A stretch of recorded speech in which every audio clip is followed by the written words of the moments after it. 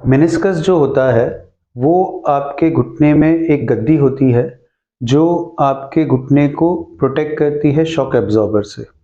जो घुटना होता है वो कार्टिलेज होती है उसमें, और लिगामेंट्स होते हैं और कुशन्स होती है। तो जो कुशन्स होती है उसको हम मेनिस्कस कहते हैं। अब मेनिस्कस का रोल क्या होता है बॉडी में, कि जब भी हम चलते हैं, वॉकिंग करते हैं या जंपिंग करते हैं या हम कोई भी रनिंग करते हैं, तो उसमें क्या होता है कि आपकी जो बॉडी का वेट है वो मेनिस्कस के थ्रू ही जाता है और वो आपके शॉक को एब्जॉर्ब करता है और आपके घुटने में उसकी कार्टिलेज को प्रोटेक्ट करता है। अब कार्टिलेज को प्रोटेक्ट करना बहुत ज़रूरी है, क्योंकि कार्टिलेज अगर प्रोटेक्ट नहीं होगी तो वो धीरे धीरे उसमें आर्थराइटिस करेगी और घुटनों में हमेशा ही पेन होगा। तो इसलिए मेनिस्कस का रोल बहुत ही ज़्यादा इम्पॉर्टेंट है घुटनों के अंदर। अब मेनिस्कस जो होता है ये एक ट्रायंगुलर स्ट्रक्चर होता है। ट्रायंगुलर स्ट्रक्चर मींस कि बाहर की साइड में ये एक मोटी परत होती है और अंदर की साइड में ये पतली होती जाती है। जॉइंट के अंदर ये पतली हो जाती है। अब इसमें हम मेनिस्कस को डिवाइड करते हैं जोन्स में, कि इसमें 3 जोन्स होते हैं। 3 जोन्स क्यों कहते हैं इसको? क्योंकि इसकी ब्लड सप्लाई, जो घुटने में ब्लड सप्लाई जाती है वो घुटनों में मेनिस्कस को भी ब्लड सप्लाई करती है। अब ट्रायंगुलर होने के कारण क्या होता है कि बाहर का जो ब्लड सप्लाई होता है वो बहुत ही ज्यादा अच्छे से होता है, उसको हम कहते हैं रेड जोन। सो आउटर 1/3 या बाहर वाला 1/3 एरिया है वो रेड जोन है, जिसमें बहुत ही अच्छी वैस्कुलरिटी होती है और उसके हीलिंग के चांसेस बहुत ही अच्छे होते हैं। बीच वाला जोन या जो बीच में है, जो मीडियम साइज का है, उसको हम कहते हैं रेड वाइट जोन। अब रेड वाइट जोन में ब्लड वेसल्स अप्रोक्सीमेटली 50% घट जाती है और उसमें हीलिंग के चांसेस अराउंड अबाउट 50-60% रहते हैं अगर उस जगह पे टेयर होता है तो। और इनर जोन या अंदर का जोन है, इसको कहते हैं वाइट जोन। वाइट मतलब कोई भी इसमें ब्लड वेसल जाती नहीं है और वो उस एरिया में कोई भी वैस्कुलरिटी नहीं है, और उस एरिया में अगर टेयर हो तो वो हील नहीं होगा, और वो अप्रोक्सीमेटली 2% या 5% है आपके मेनिस्कस का, जिसको अगर टेयर भी हो जाता है और हील नहीं होता है तो वो हट भी गया तो भी कोई बहुत ज्यादा तकलीफ होने नहीं वाली है। तो अब इसमें जो ग्रेड्स होते हैं मेनिस्कस के, बहुत बारी कहते हैं लोग कि ग्रेड 1 मेनिस्कस टेयर या ग्रेड 2 मेनिस्कस इंटेंसिटी या ग्रेड 3 मेनिस्कस इंटेंसिटी। अब ये ग्रेड्स क्यों डिवाइड करते हैं एमआरआई में, कि ग्रेड 1 जो होता है उसमें जो टेयर है या हल्का सा है वो रेड जोन में हल्का सा आया हुआ है, पर वो एक्सटेंड होके आपके रेड वाइट में या वाइट जोन में नहीं गया, इसको हम कहते हैं ग्रेड 1। ग्रेड 2 क्या होता है कि वो रेड से लेके रेड वाइट तक पहुंच गया पर ये वाइट तक नहीं पहुंचा, और ग्रेड 2 इंटेंसिटी है। अब ये ग्रेड 2 इंटेंसिटी होने के कारण पर ये जो वैस्कुलर जोन में है उस जगह पे आपका टेयर है। और वाइट मतलब ये रेड से भी गया, रेड वाइट से भी गया और वाइट तक आ गया और कंप्लीटली इसने मेनिस्कस को पूरी तरह से काट दिया है। तो इसको हम कहते हैं ग्रेड 3 या कंप्लीट मेनिस्कस टेयर। अब मैं बहुत ही पेशेंट्स को कहता हूं कि ग्रेड 1 या ग्रेड 2 अगर टेयर है तो काफी अच्छे चांसेस होते हैं कि मेनिस्कस को हील होने के विदाउट एनी ऑपरेशन। ये मैं क्यों कहता हूं?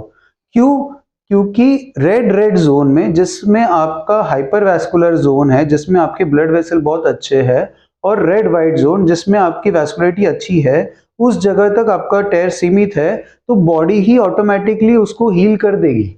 अगर उसको हमने प्रिवेंट किया उसको और खराब होने की वजह से, जैसे कि अगर हमने उसको जंपिंग नहीं करी, रनिंग नहीं करी, आलती पालती नहीं मारे, उकड़ू नहीं बैठे, या इसमें स्टेयर्स क्लाइंबिंग या जिसमें भी कांटेक्ट आपका ज्यादा हो रहा है उस एरिया में, उसको आपने अवॉइड किया, तो बॉडी उसको हील करने की क्षमता रखती है।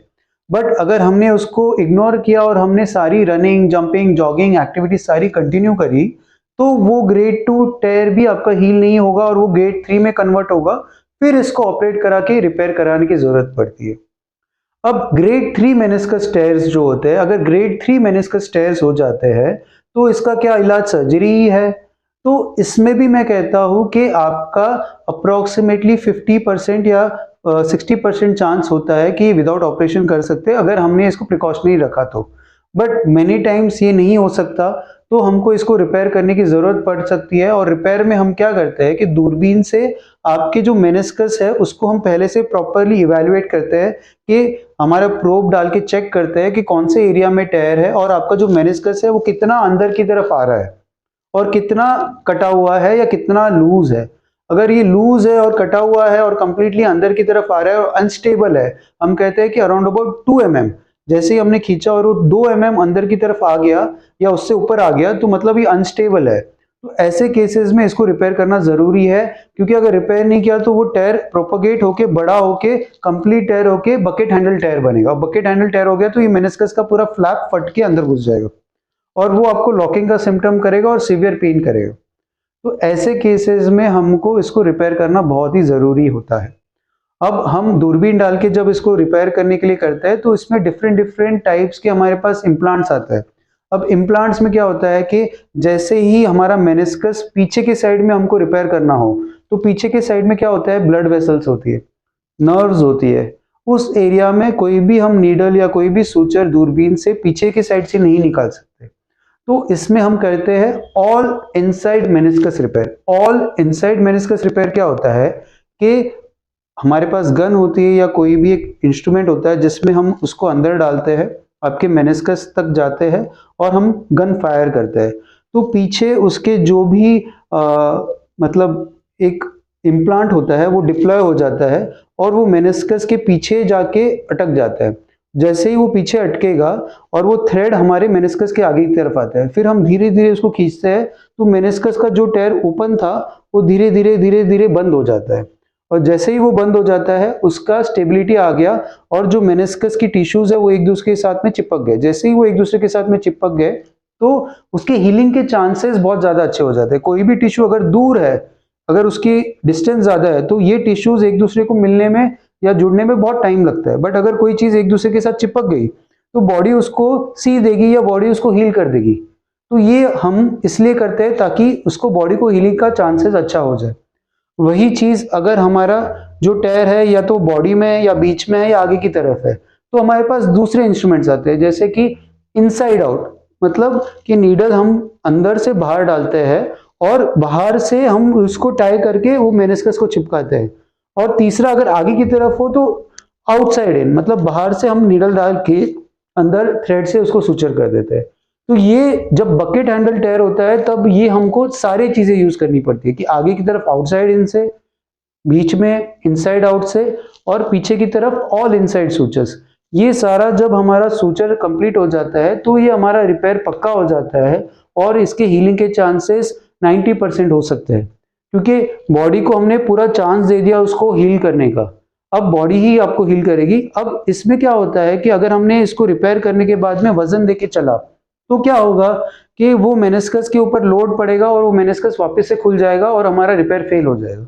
तो इसीलिए मिनिमम हम 3 से 4 हफ्ते इस पैर पे वजन नहीं देने देते, क्योंकि बॉडी को उसको उतना टाइम देते हैं हीलिंग का। तो जैसे ही उसको टाइम मिल जाएगा हीलिंग का तो वो हील हो जाएगा और मेनिस्कस एक दूसरे के साथ में चिपक जाएगा। जब भी हम पेन को टच करेंगे, आपको पेन नहीं हो रहा है तो ये मेनिस्कस हील हो गया।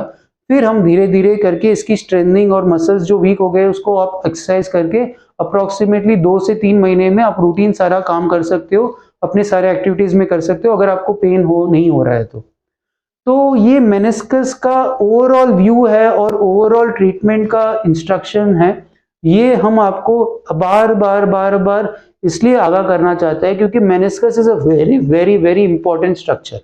इसको हमको बहुत ही अच्छे से रखना चाहिए और इसको ट्राई करना चाहिए रिपेयर करे, और अर्ली में ही रिपेयर करे और खराब या बहुत लेट स्टेज तक ना जाए, नहीं तो फिर इसके कंप्लीटली शैटर होने के या पूरे चूरा होने के चांसेस बहुत ज़्यादा हो जाते हैं। तो मेनिस्कस का आपको कभी भी कोई भी इश्यू हो तो प्लीज़ आप हमें अपनी रिपोर्ट सेंड करें, हम इसको आपको बिल्कुल अच्छे रिजल्ट देने की ट्राई करेंगे। Thank you so much.